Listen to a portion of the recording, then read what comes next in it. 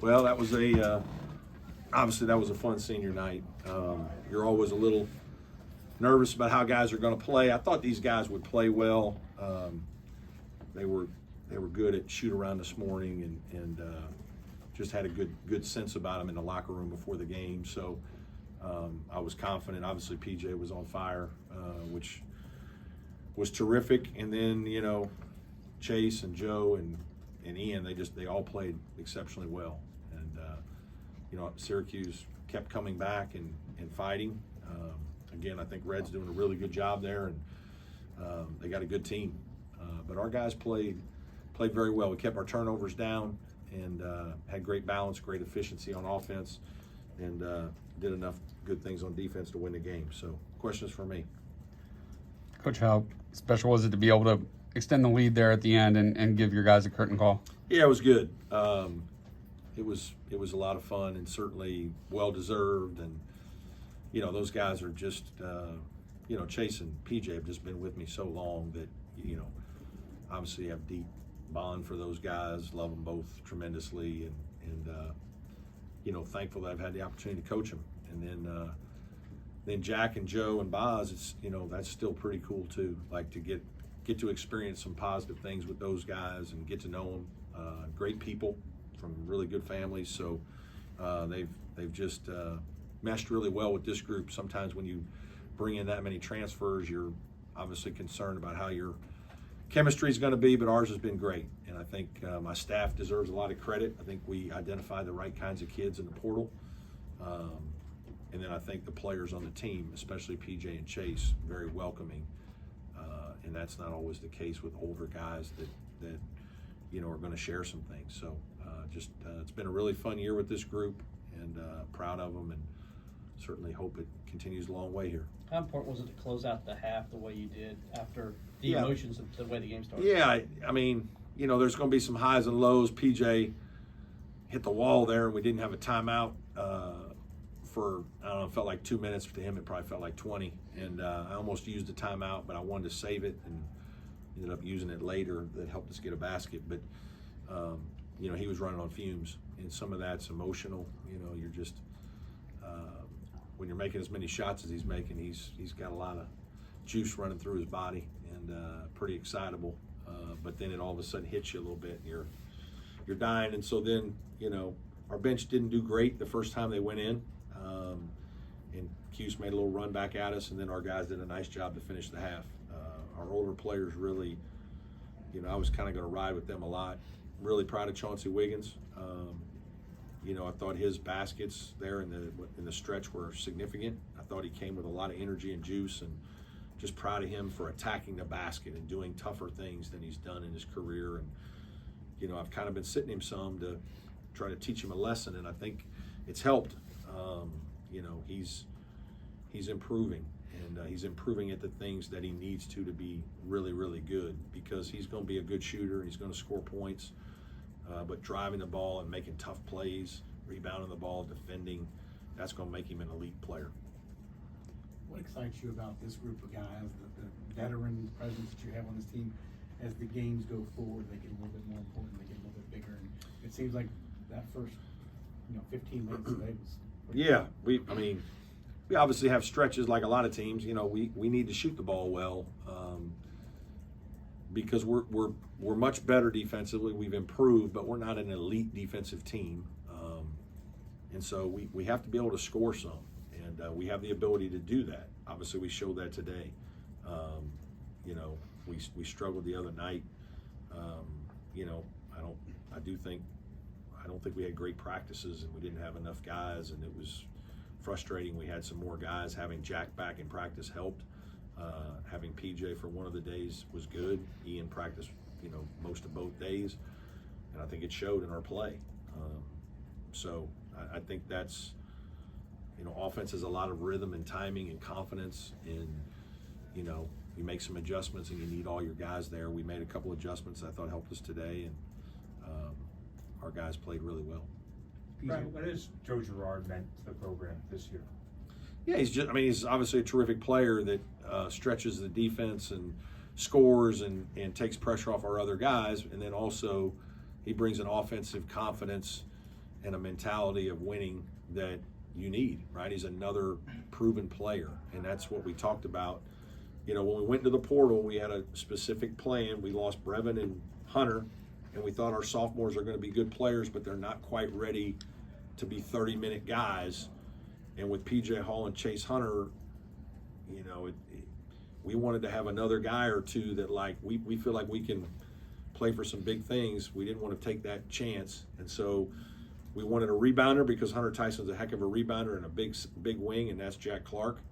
And obviously his defense is terrific. And then we wanted a guy that could score. We knew we needed one more guy that could score, and that's Joe. And so those two guys in place of Brevin and Hunter has worked nicely. And obviously you still had Chase, you still had PJ. We knew Ian was going to take another step as a player. And so obviously those parts of the puzzle have worked out. You talked about Ian and PJ practicing a little bit. Have they kind of turned a corner in terms of? I'm hopeful. I mean, it's like the Grim Reaper with Brad Crow, because it's every day he walks up and you just don't know what he's going to tell you. You think, I mean, it's like last year when we beat Duke and we're 7-0 in the league, and I feel great, and then I see him on Sunday and he's like, "You're not going to like what I tell you. Chase's ankle's not good, his foot's not good. He's not going to play for a couple of games." And I said, he just played. Like, I don't understand. Like, he finished, well, he was the adrenaline of the game, and his foot was bothering him, and he just played through it. But, like, now it's going to swell up and it's going to have a problem, and it did. And so he was out. And so then all of a sudden it's like, you know, that's hard. So I'm hopeful. I think they've gotten better. The not practicing has helped. I think they've been able to play in the games. But it's, you know, we still got to get through the end here. I don't want to jinx him, but Joe's been automatic at the free throw line lately. How valuable is that headed into postseason play? I mean, obviously making shots down the stretch, free throws down the stretch, really important. And he's done a terrific job. Our guys have done. Ian was good tonight. Our guys have done a good job in that area. Coach, you had 4 players tonight with over 15 points. Yeah. What part of your game plan allowed so many to flourish? Yeah, I don't. You know, part of it is the way they guard. I mean, they try to make it hard on Joe, which is, you know, some other teams do as well. But that does open up space for other guys. And you know, we try to go inside and have a mix. And you know, we knew that the way they guarded, that there's going to be some shots for PJ. PJ has such a quick release that he's going to be able to get some shots off at any time. There was only 1 3 that he took tonight that I didn't like. You know, there's probably 2 at Notre Dame that I didn't like, you know, and as much as that's hard, you know, teams are doing different things to make it hard on those guys inside as well. And so you gotta kind of let them have that mix. And in a game like tonight where they're making a couple shots from the perimeter, and then that opens more things up, and then sometimes guys are even driving. Chase is driving. Ian has more room to finish, you know, and certainly that was the case tonight. You mentioned Jack Clark's just significance defensively. Just what has it meant for him to return to practice and get back into that rhythm? Yeah, I mean, he just practiced one day, and it wasn't like he was full speed that day. But, you know, he's an older player, plays a game with poise. You know, he doesn't get sped up in anything he does. I mean, in anything. And so it probably is helpful in a game because he just kind of is out there and he just kind of does his job. And, you know, I sat him down a ways ago, a while back, and told him, man, hey, just defense and rebounding is what I need you to concentrate on. And if you'll do those 2 things, you're going to start playing more, because that's where Chauncey's not ready yet, and that's what we need the most. We've got Joe Girard who scored 2,000 points. P.J. Hall scored 1,600 points. Chase Hunter's probably at 1,100 or 1,200 points. We got enough. We need somebody that can stop the other guys and get defensive rebounds. And, you know, and that's what's happened. And he's done an unbelievable job. He guarded Chris Bell a lot tonight. We mixed in some zone, but he did a terrific job on Bell when he was there. PJ was in here a little bit ago and made a pitch for in-state guys to stay at home. Yeah. You mentioned in your speech out there, you've had guys that you tried to get that didn't do it, and he was the first. What does it mean to hear that, and how exciting? Yeah, I mean, it's what I've been telling a lot of kids. You know, you can have an unbelievable experience. You can achieve everything that you want to achieve here at home at Clemson.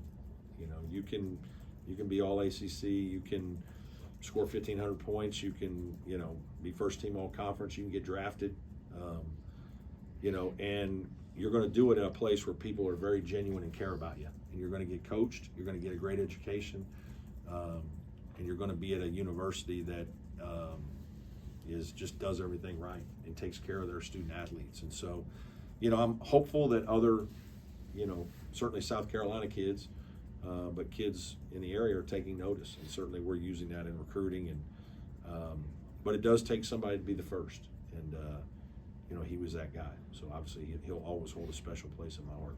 Coach, you haven't played Wake this season, but Saturday's going to be a big one. It's going to be senior night for them, number 4 seed in the tournament on the line. How much of a challenge is that going to be? Yeah, really hard. They're good, and they've been great at Lawrence Joel. They're just dynamic. They got a lot of different weapons. Obviously, Steve's done an unbelievable job in the portal as well. They have great size inside. So yes, it'll be a tremendous challenge. Brad, is there a looseness that comes with coaching and playing this late in the season where you don't have to worry about being on the bubble? You know you're safely in the NCAA tournament. It's just about improving the seed line at this point? A little. I mean, it certainly feels a lot better. Like today's game, I think, solidified it. We felt like we were in after Pitt, if you ask the staff. But, like, you know, you don't want to be, you know, you don't want to lose a couple games in a row and go into the tournament or whatnot not playing well.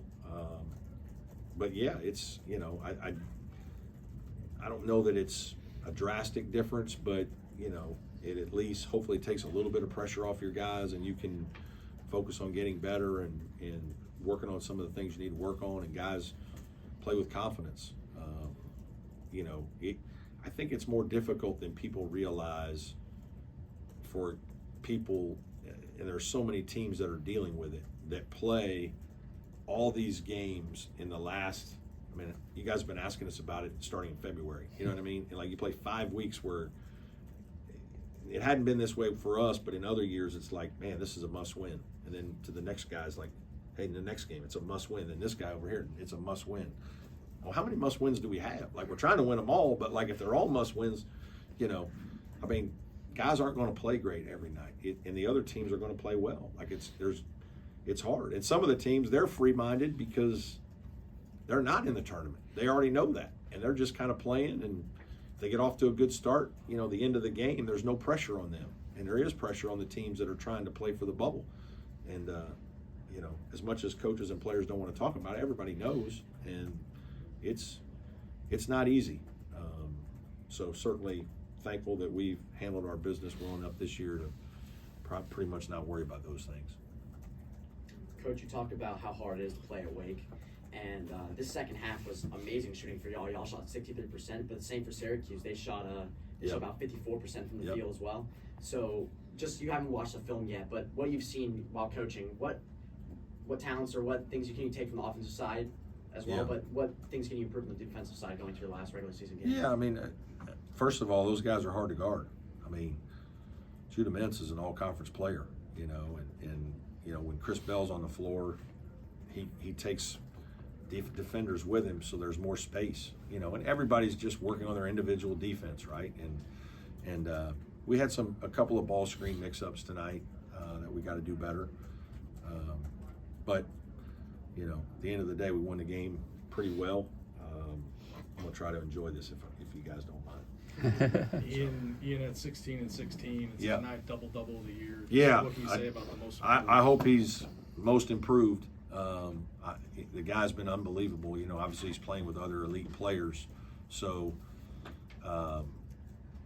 it's not like he's getting overshadowed, because I think people notice. But like that performance right there, those 16 rebounds, unbelievable now. And what that equates to in terms of extra points for us. Yeah, I think he certainly is most improved. What will he learn from these seniors as he takes the mantle next year? I hope, you know, the leadership part, which is not easy. You know, I think PJ's drastically improved as a leader this year, and it's hard because it's not always natural for everybody, and it won't be natural for Ian. You know, he's gonna have to work at that. But you know, he's gained confidence knowing he's a really good player, and he's got a lot of credibility within our program, you know, and so certainly that's a great place to start when you have the respect of your teammates. And I'm good. Okay. All good?